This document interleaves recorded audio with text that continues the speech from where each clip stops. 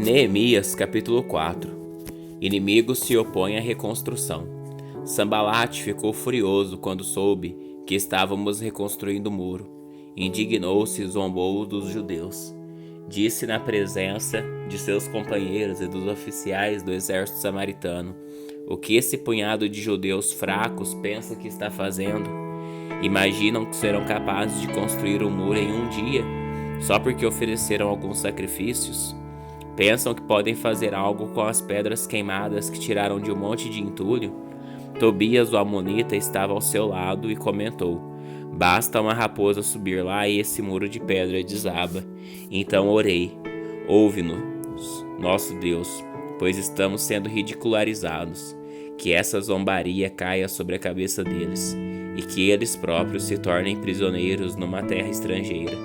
Não ignore sua culpa. Não apague seus pecados, pois provocaram tua ira aqui, diante dos construtores. Por fim, o muro foi reconstruído até a metade de sua altura, ao redor de toda a cidade, pois o povo trabalhou com entusiasmo.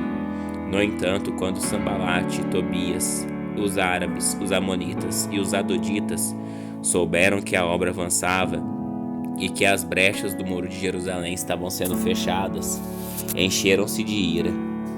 Eles planejaram vir, lutar contra Jerusalém e causar confusão em nosso meio.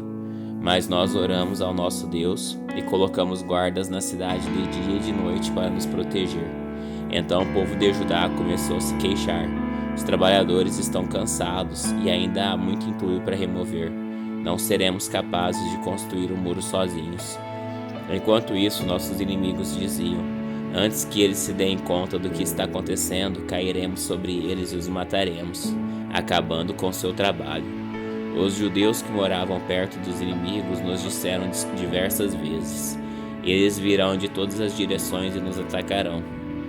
Por isso coloquei guardas armados atrás das partes mais baixas do muro e nos lugares mais expostos.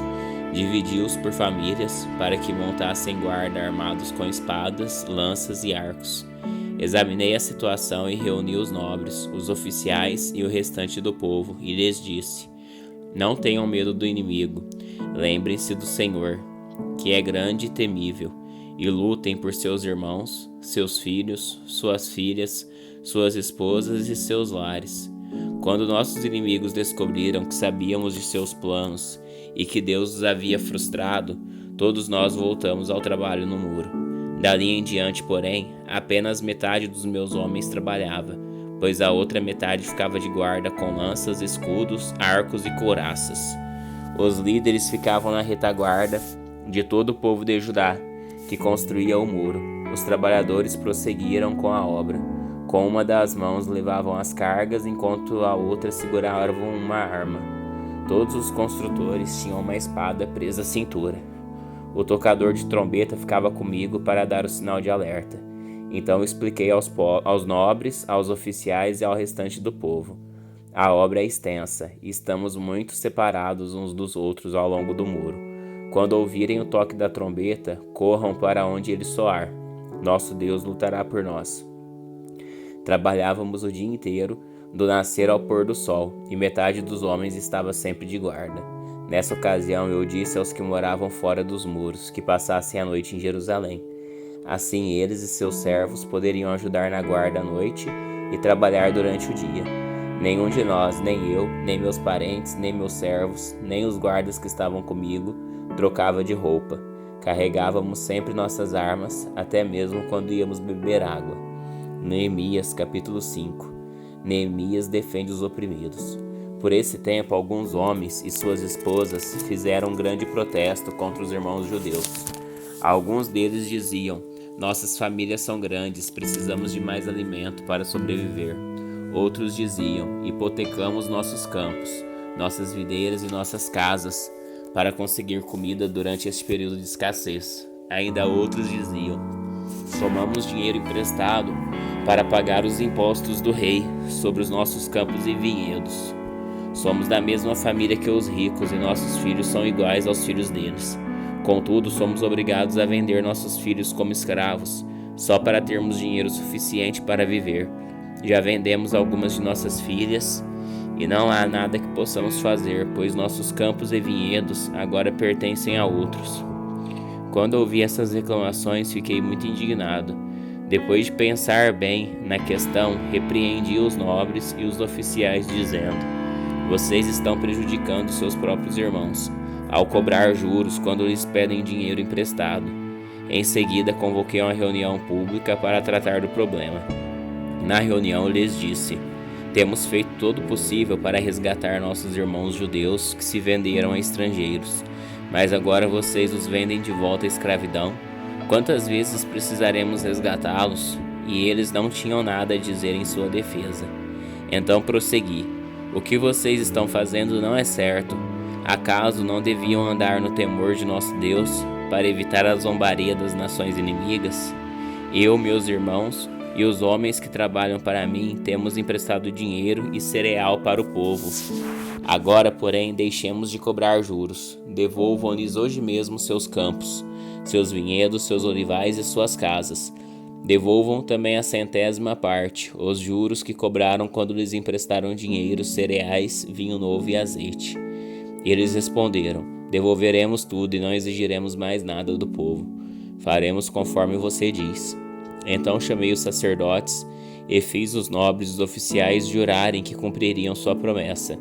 Depois sacudi as dobras de meu manto e disse: que Deus assim os sacuda de seus lares e de suas propriedades, se vocês não cumprirem o que prometeram, que fiquem sem absolutamente nada.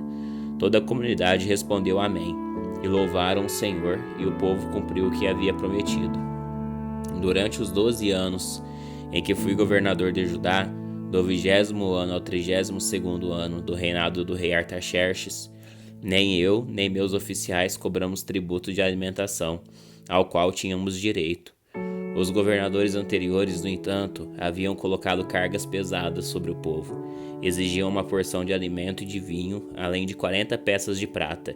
Até mesmo os oficiais deles se aproveitavam do povo, mas por temor a Deus não agi dessa maneira. Dediquei-me ao trabalho no muro e não adquiri terras. Exigi que todos os meus servos também trabalhassem no muro. Não pedi nada, embora 150 judeus e oficiais comessem com frequência à minha mesa, além de todos os visitantes de outras terras.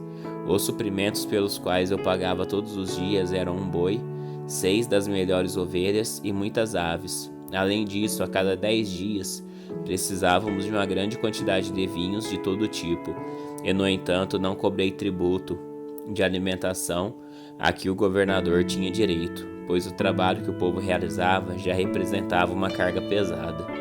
Lembra-te, ó meu Deus, de tudo que tenho feito por este povo e abençoa-me por isso. Neemias capítulo 6. A oposição continua. Sanbalate, Tobias e Gesem, o árabe, e o restante dos nossos inimigos descobriram que eu havia terminado de reconstruir o muro e que não restavam brechas, embora as portas ainda não tivessem sido colocadas em seus lugares. Então Sanbalate e Gesem enviaram uma mensagem pedindo que eu me encontrasse com eles num dos povoados da planície de Ono. Sabendo que eles planejavam me fazer mal, respondi com a seguinte mensagem: estou envolvido com uma obra muito importante e não posso ir. Por que eu deveria interromper o trabalho para me encontrar com vocês? 4 vezes eles me enviaram a mesma mensagem, e cada vez lhes respondi da mesma forma. Na 5ª vez, o servo de Sanbalate trouxe nas mãos uma carta aberta que dizia: há um boato entre as nações vizinhas, e Gesem o confirma, que você e os judeus planejam se rebelar, e por isso estão reconstruindo o muro. De acordo com esses relatos, você planeja se tornar o rei deles. Corre a notícia de que você nomeou profetas em Jerusalém para proclamarem a seu respeito: olhem, há um rei em Judá. Pode ter certeza de que essa informação chegará ao conhecimento do rei. Sugiro, portanto, que venha conversar comigo. Eu lhe respondi: nada do que você diz é verdade, é tudo invenção sua. Estavam apenas tentando nos intimidar e imaginavam que iríamos interromper a obra. Assim continuei o trabalho com determinação ainda maior. Algum tempo depois fui visitar Semaías, filho de Delaías, e neto de Metabel, que não podia sair de sua casa. Ele disse: vamos nos encontrar no templo de Deus e trancar as portas, Esta noite seus inimigos virão matá-lo. Eu, porém, respondi: alguém de minha posição deve fugir do perigo? Alguém como eu deve entrar no templo para salvar a vida? Não farei isso. Percebi que Deus não tinha falado com Semaías, mas que ele havia sido contratado por Sambalate e Tobias para anunciar essa profecia contra mim. Eles esperavam me intimidar e me fazer pecar. Assim poderiam me difamar e me desacreditar. Lembra-te, ó Deus, de todo o mal feito por Tobias e Sambalate, e lembra-te da profetisa Noadia e de todos os outros profetas que tentaram me intimidar. Os construtores terminam o muro. Por fim, no dia 2 de outubro, 52 dias depois de começarmos o trabalho, o muro ficou pronto. Quando nossos inimigos e as nações vizinhas souberam disso, ficaram assustados e sentiram-se humilhados, percebendo que a obra havia sido realizada com a ajuda de nosso Deus. Durante esses 52 dias, Tobias e os nobres de Judá trocaram várias cartas. Muitos em Judá haviam jurado lealdade a Tobias, pois seu sogro era Secanias, filho de Ará, e seu filho Joanã era casado com a filha de Mesulão, filho de Berequias. Eles sempre me falavam das boas ações de Tobias, e lhe contavam tudo o que eu dizia, e Tobias continuava a mandar cartas de ameaça para me intimidar. Neemias capítulo 7. Depois que o muro foi terminado e que eu havia colocado as portas em seus lugares, foram nomeados os guardas das portas, os cantores e os levitas. Entreguei a responsabilidade de governar Jerusalém a meu irmão Hanani e a Ananias, comandante da fortaleza, pois era um homem fiel que temia a Deus, mais do que a maioria dos homens. Eu lhes disse: não deixem as portas abertas durante a parte mais quente do dia, mesmo quando os guardas das portas estiverem de serviço. Deverão fechá-las e trancá-las. Nomeiem moradores de Jerusalém para montar guarda, todos em turnos regulares. Alguns ficarão em postos de sentinela e outros em frente de suas casas. Neemias registra o povo. Nesse tempo a cidade era grande e espaçosa, mas a população era pequena e nenhuma das casas havia sido reconstruída. Então meu Deus me deu a ideia de convocar todos os nobres e as autoridades da cidade e todos os cidadãos comuns para registrá-los. Eu havia encontrado o registro genealógico dos primeiros a regressar de Judá.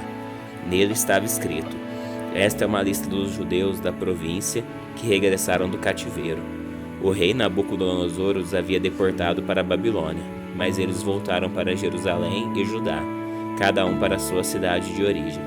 Seus líderes eram Zorobabel, Jesua, Neemias, Seraías, Relaías, Naamane, Mardoqueu, Bilzã, Mispar, Bigvai, Reum e Baaná. Este é o número de homens de Israel que regressaram do exílio. Da família de Parós, 2.172. Da família de Cefatias, 372. Da família de Ará, 652. Da família de Paate-Moabe, descendente de Jesua e Joabe, 2.818. Da família de Elão, 1.254. Da família de Zatu, 845. Da família de Zacai, 760. Da família de Bani, 648. Da família de Bebai, 628. Da família de Asgade, 2.322. Da família de Adonicã, 667. Da família de Bigvai, 2.067. Da família de Adim, 655. Da família de Ater, descendente de Ezequias, 98. Da família de Assum, 328. Da família de Bezai, 324. Da família de Jora, 112. Da família de Gibar, 95. Do povo de Belém e Netofa, 188. Do povo de Anatote, 128. Do povo de Bet-Asmavete, 42. Do povo de Kiriat Jearim, Quefira e Beirote, 743. Do povo de Ramá e Geba, 621. Do povo de Micmas, 122. Do povo de Betel e Ai, 123. Do povo do Nebo Ocidental, 52. Dos cidadãos de Elão Ocidental, 1.254. Os cidadãos de Arim, 320. Os cidadãos de Jericó, 345. Os cidadãos de Lode, Adide e Ono, 721. Os cidadãos de Senaá, 3.930. Estes são sacerdotes que regressaram do exílio. Da família de Jedaías, da linhagem de Jesua, 973. Da família de Imer, 1052. Da família de Pazur, 1247. Da família de Arim, 1017. Estes são os levitas que regressaram do exílio. Das famílias de Jesua e Cadmiel, descendentes de Odavias, 74. Os cantores da família de Asaf, 148. Os guardas das portas das famílias de Salum, Ater, Talmão, Acube, Atita e Sobai, 138. Os descendentes destes servidores do templo regressaram do exílio: Zia, Assufa, Tabaote, Queros, Sia, Padom, Lebana, Agabá, Salmai, Anã, Gidel, Gaar, Reaías, Rezim, Necoda, Gazão, Uzá, Passeia, Bezai, Meunim, Nefuzim, Baquebuque, Acufa, Arur, Baslute, Meida, Arsa, Barcos, Cícera, Tamar, Nesias e Atifa. Os descendentes destes servos do rei Salomão regressaram do exílio: Sotai, Soferete, Peruda, Jaala, Darcon, Gidel, Cefatias, Atil, Poquerete, Azebaim e Ami. Ao todo, os servidores do templo e os descendentes dos servidores de Salomão eram 392. Nessa ocasião, outro grupo regressou das cidades de Tel-Melá, Tel-Arzá, Querube, Adã e Imer. Contudo, não puderam comprovar que eles ou suas famílias eram descendentes de Israel. Estavam nesse grupo as famílias de Delaías, Tobias e Necoda, 642 pessoas ao todo. Também regressaram as famílias de 3 sacerdotes, Abaías, Acós e Barzilai. Esse Barzilai havia se casado com uma mulher descendente de Barzilai, de Gileade, e assumido o nome da família dela. Procuraram seus nomes nos registros genealógicos, mas não os encontraram. Por isso não se qualificaram para servir como sacerdotes. O governador ordenou que não comessem das porções dos sacrifícios separadas para os sacerdotes, até que um sacerdote consultasse o Senhor a esse respeito, usando o Urim e o Tumim. Portanto, os que regressaram para Judá foram 42.360, além dos 7.337 servos e servas e dos 245 cantores e cantoras. Levaram consigo 736 cavalos, 245 mulas, 435 camelos e 6.720 jumentos. Alguns dos chefes das famílias fizeram donativos para a obra. O governador deu à tesouraria o total de 8,6 quilos de ouro, 50 bacias de ouro e 530 vestes para os sacerdotes.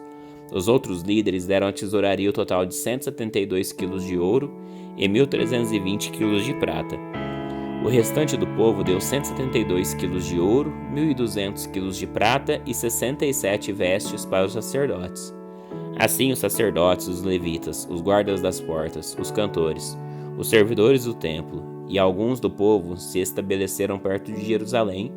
O restante do povo regressou às suas cidades em todo Israel.